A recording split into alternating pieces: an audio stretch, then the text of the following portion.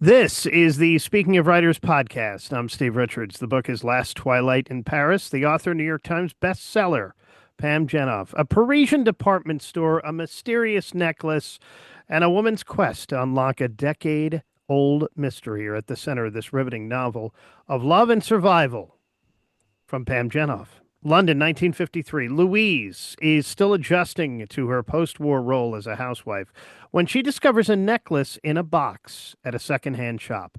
The box is marked with the name of a department store in Paris, and she is certain she has seen the necklace before, worked with the Red Cross in Nazi occupied Europe, and that it holds the key to the mysterious death of her friend Franny during the war.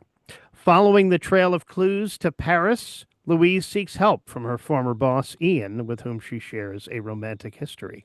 The necklace leads them to discover the dark history of Leviton, a once glamorous department store that served as a Nazi prison, and Helene, a woman who was imprisoned there, torn apart from her husband when the Germans invaded France. Louise races to find the connection between the necklace, the department store, and Franny's death, but nothing is as it seems, and there are forces determined to keep the truth buried forever.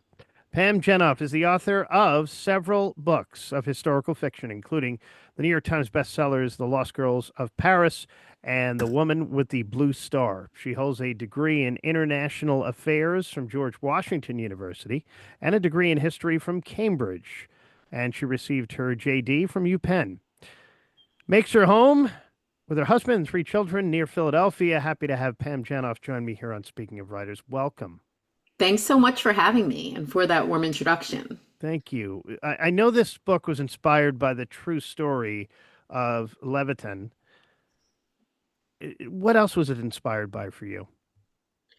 For me, when I'm writing a book, I go looking for that piece of history that will make me gasp. You know, after more than a quarter century of working with the war, if I find this nugget that is so fresh and untold, that it makes me gasp, that I'm hopeful I'm onto something about which readers will feel the same way. And so, of course, the big gasp for this book was Levitan, which in reality was a furniture store before the war. I call it a department store in my book, but I like to be clear about that for accuracy's sake. And learning that during the war, this store was essentially converted into a labor camp. The Jewish prisoners lived on the top floor, dormitory style, and that this store was used to sort and in some cases sell in the store the plunder from Jewish homes. So there was many things about that story that I'd never heard before that surprised me.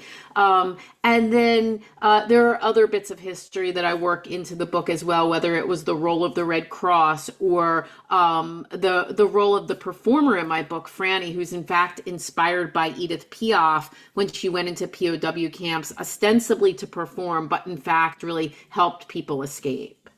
So, Pam, you had the gasp here. You had that piece with the inspiration. And then you had to connect the two stories, Louise and Helene. Something to do with Mizpah charms? What are Mizpah charms? So I love books that follow an object through time or more than one object. So the one that I remember inspiring me first years ago was People of the Book by Geraldine Brooks, which followed this book through the centuries. And I had written a previous book called The Things We Cherished, which followed an antique clock through the 20th century. And so I love these object-driven books. And when I had a storyline in 1953 with Louise and during the war with Helene, I wanted an object to connect them. And I settled on a Mizpah. And many people don't know, when I say the word, they kind of look at me funny. But when I describe the necklace, they nod because it's either a heart or a circle charm with a heart on it that breaks into two pieces so that one person can wear one locket and the other person can wear the other half. And together they would form that heart. And so Mizpah is a Hebrew word. It means watchtower, and it comes from a biblical chapter. But the actual inscription on the necklace is usually something like, "The Lord watch over thee and me when we are apart from each other." And although the word is Hebrew, the necklace tradition itself is largely Anglican and English American. It gained popularity, for example, during World War I, where a soldier going off to the front might keep one half and his beloved back home might keep the other half in hopes of someday reuniting them safely. Why World War II for you? So my background is that almost 30 years ago, I was sent to Krakow, Poland as a diplomat for the US State Department. And I found myself at a moment where Poland had just emerged from communism and had many issues from the war they had not yet resolved. And I'm Jewish. And when I went to Poland, I went alone, before we had cell phones or the internet. And so I gravitated toward the surviving Jewish community, the elderly survivors in Krakow. And I was at their synagogue every Friday night, and they really took me in and shared their stories and became like grandparents to me.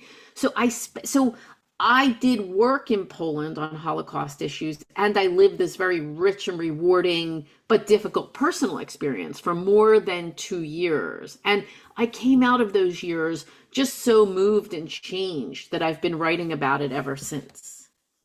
Let's talk about the characters here. How did you create Helene?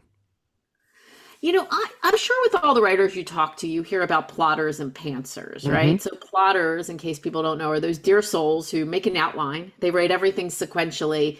And you can tell by the way I'm saying that that's not me. I'm a pantser and I write by the seat of my pants. So I turn on a computer and I go blah at the screen and words fly out in a random order for months. And by the way, this is the worst way to write a book because the editing is terrible, but it's all I can do.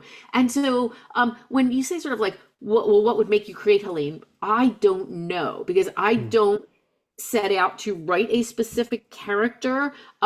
I write what comes out of me and I meet the characters through that. So Helene is a young woman in France who in early childhood suffered a near death like illness, and her parents have kept her sequestered for her entire childhood because they're convinced that she's weak, and if they let her out she's going to get sick again and die. And so she kind of lives in this gilded cage of a beautiful home in Paris, until she's finally 18 and she says, I'm going out to see the world, and she sets forth on a walk. You said you're a pantser. Do you always know the ending when you start, or you also like to be surprised by that? Well, I often have a cinematic opening, and I often have some idea where I'm going to end, although I would describe that as I often know like the what, but not the who. And in between, there's this big dark middle. And if you're lucky, it's almost like a suspension bridge or lighthouses. You have these one or two high moments you can see to get you across. So I always have some idea of the end, but I'm quite often surprised in how it might change as I'm writing. How did you become a writer? So I was one of those little kids who always wanted to be a writer, like never Mm. short stories, never poems, like always the novel. And my fifth grade yearbook actually said the next Judy Bloom, which was really fun when I met Judy a few years back. It was like, look. Mm. And so I always knew I wanted to do this. But all through my many years of school, living abroad, I had time to write and it never got started. You have that project and you just can't get it off the ground. And so actually the turning point for me was 9/11. I left the State Department and I went to law school. And I graduated from law school and I started working at a large firm in Philadelphia on September 4th, 2001, Mm. which was a Tuesday. And 1 week later, 9/11 happened. And I had this mortality moment where I realized that being a lawyer is a fine and admirable profession. I teach law school at Rutgers to this day. And I love the law and I love my students. But I had this other dream of being a novelist. And if I had been a 9/11 victim, I never would have realized that dream. So I actually took a course at Temple Night School in Philadelphia, and it was actually called Write Your Novel This Year. And I started working on what would become my first book, The Commandant's Girl. But it was not a hop and a skip and a jump from my epiphany to publication. It was 5 years and 39 publisher rejections until I was accepted. And the funny part about us talking now, right now, it's what, April 2nd of Yep. 2025. Next week, April 8th, will be 20 years exactly since I got that call that my first book was being picked up. It was April 8th of 2005. And what was the feeling when you got that call?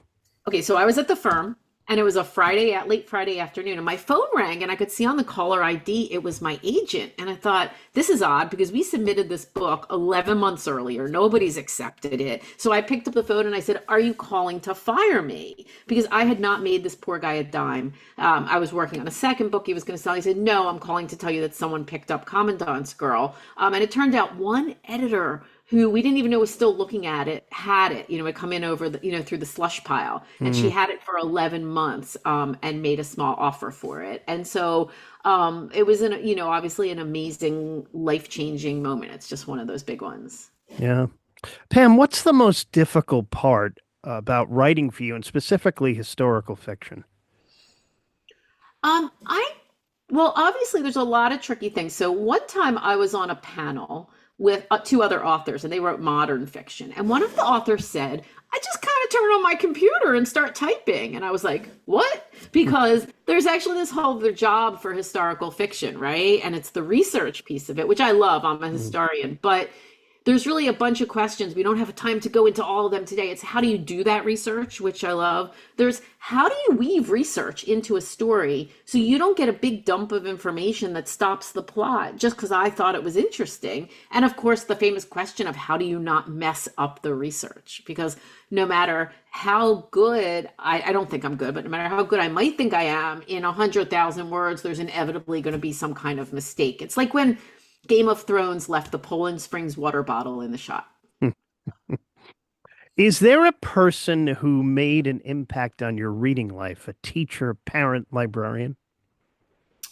So many. There have been so. First of all, let me say, in addition to already felling about Judy Blume, one of the books that really made a big difference for me is Writing Down the Bones by Natalie Goldberg, because she takes a Zen Buddhist approach to writing where you don't stop your hand on the page to edit, and that's really how I became a pantser. So that was a big influence. I had a writing instructor in an early workshop from Temple that I carried on with Janet Benton, who helped so much with my work. But I must tell you about the mentorship of other authors, and I need to talk about this a second. So when I started out, so many people helped me, whether it's Lisa Scottolini or Kristen Mm. Hanna. And if I keep naming them, I'm going to leave so many people out who generously helped. And recently I was on a panel with Jean Meltzer, who is a wonderful author. And so Jean was talking about how I had helped her.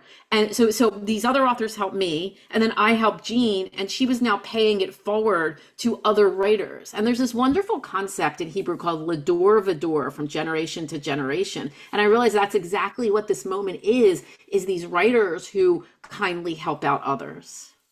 Yeah, you mentioned Lisa Scottolini. She's been on this program, and a Philadelphia person too. Absolutely. She sent me dog toys when I got my puppy. I love her. What's the best thing about being an author?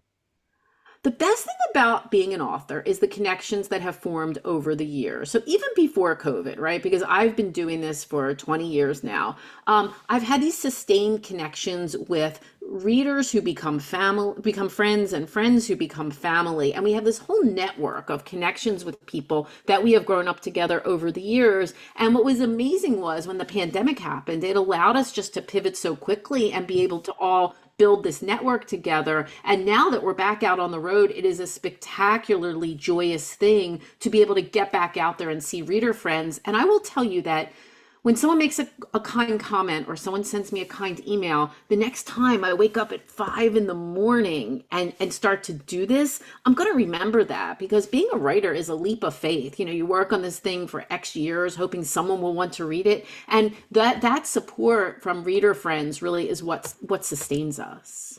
And what is next for you and your writing? So I'm already knee deep in another book. I never allow myself to start a new book until one is completely done, because you cannot play with that shiny new toy in the corner until you clean up the mess in front of you, right? So I Mm. avoid that temptation. But then I jump over and I start working right away. I believe in every day. So I work all the time. It will be historical fiction, also in the 20th century. And it will maybe a departure on the where and the when. And I'm normally an open book, but I just can't describe it quite yet because I'm a pantser. So I could tell you I have 50,000 words, but that wouldn't mean a thing because they're a big mess. And it will be out, if I had to guess, in early 2027, because I publish roughly every 2 years. And so that sounds a little far away to you, and it sounds terrifyingly soon to me. Are you on tour this summer? So my tour for now is largely concluded. I'm going to be a little closer to home for now. But people can find me. It's pamjenoff.com, or of course Facebook, Instagram, Twitter. And I promise I will post updates as soon as I am back out on the road. It was a wonderful tour. All right. Well, the book out now to enjoy this summer is Last Twilight in Paris, a New York Times bestseller, Pam Jenoff. Pam, thank you so much for joining me. I can't thank you enough. Thanks for having me. Thank you. And this is the Speaking of Writers podcast. I'm Steve Richards.